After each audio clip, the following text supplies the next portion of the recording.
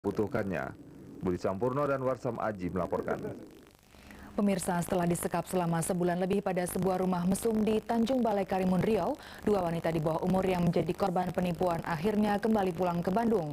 Kedua wanita itu sangat bersyukur karena selama disekap belum sempat dijual oleh mucikarinya. Ekspresi kegembiraan bercampur rasa syukur yang mendalam ini tampak di wajah kedua wanita di bawah umur yang menjadi korban penipuan. Perasaan yang bercampur aduk itu ia rasakan setelah petugas Polrestabes Bandung mengevakuasi dirinya dari tempat pencakupannya di Riau akhir pekan lalu. Terlebih lagi selama disekap, Imas Setiasih dan Lisnawati belum sempat dijual ke pria hidung belang oleh mucikarinya. Dalam pengakuannya, Imas menyatakan dirinya hampir dipaksa melayani pengunjung rumah mesum itu. Namun ia berusaha menolaknya sehingga selama sebulan, ia dan Lisnawati dipekerjakan di dapur rumah mesum milik Liana dan Dewi.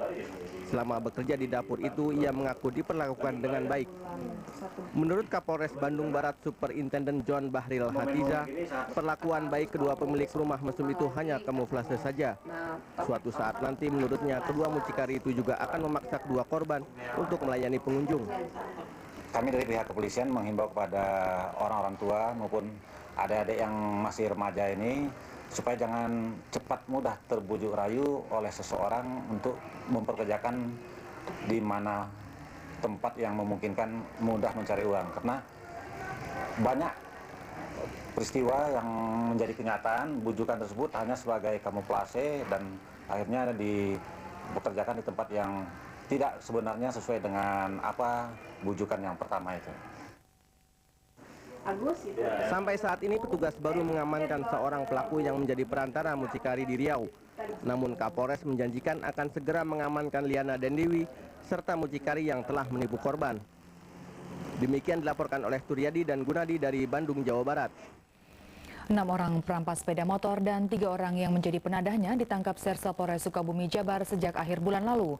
6 kendaraan hasil curian mereka juga dapat disita petugas. Hampir semua pelaku ini merupakan penjahat kambuhan yang sering beroperasi di kota Sukabumi. Keenam tersangka yang ditahan petugas reserse Polres Sukabumi terdiri dari 2 kelompok, yaitu kelompok ULN dan kelompok AJN. Mereka dikenal sebagai perampas sepeda motor yang sangat nekat. Dalam 1 bulan terakhir telah ada 13 sepeda motor yang berhasil mereka sikat. Namun hingga kemarin baru 6 sepeda motor yang berhasil diamankan oleh petugas. Sedangkan 7 sisanya masih dicari dari para pembelinya. Dalam setiap aksinya, para perampas itu menggunakan modus yang berbeda-beda. Seperti menodong dengan menggunakan golok atau memepet pemilik motor lalu dirampas atau dengan cara lain yang lebih sadis lagi. Mereka biasanya telah menguntit calon korbannya jauh-jauh. Tetapi begitu korbannya lengah, para penjahat itu langsung menggasak kendaraan yang sedang melaju di jalan.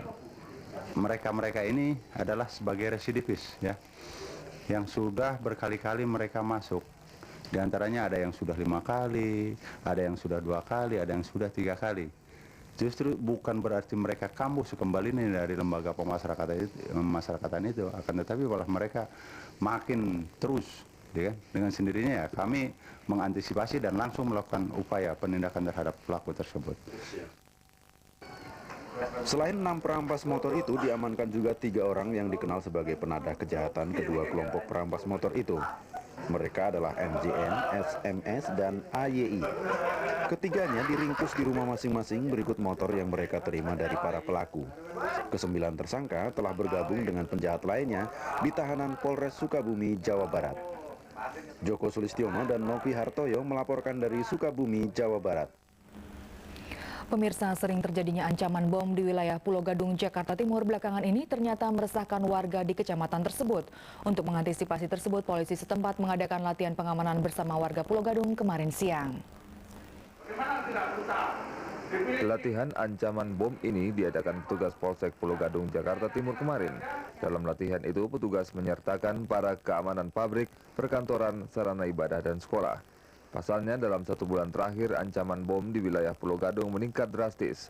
Menurut petugas, dalam 1 bulan terakhir telah terjadi 5 kali ancaman bom yang meliputi pabrik, sekolah, dan rumah sakit.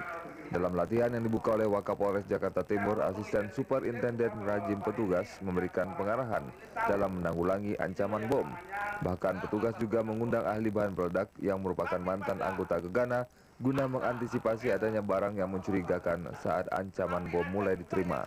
Sementara itu di tempat yang terpisah, petugas juga mengamankan para pelajar yang akan tawuran dengan membawa senjata tajam dan 4 orang penodong jam tangan dan telepon genggam yang kerap beraksi di Pulau Gadung, Jakarta Timur. Heru Desembri dan Herman Worotikan melaporkan. Pemirsa, laporan tadi mengakhiri tayangan patroli edisi hari ini. Saya Alvina Damayanti beserta seluruh kerabat kerja yang bertugas mengucapkan terima kasih atas perhatian Anda. Selamat siang dan sampai jumpa.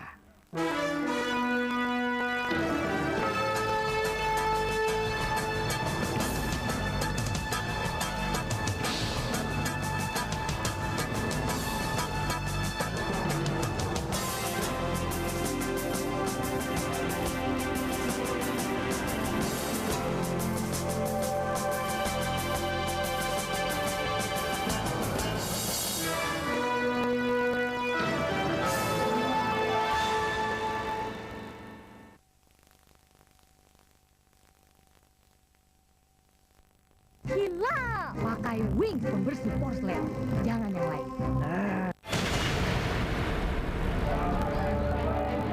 Perseteruan antara pasukan gabungan jin dengan teroris. Penuh intrigue dan strategi.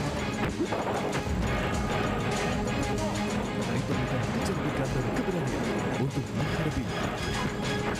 Flagship Event malam ini pukul 21 waktu Indonesia Barat.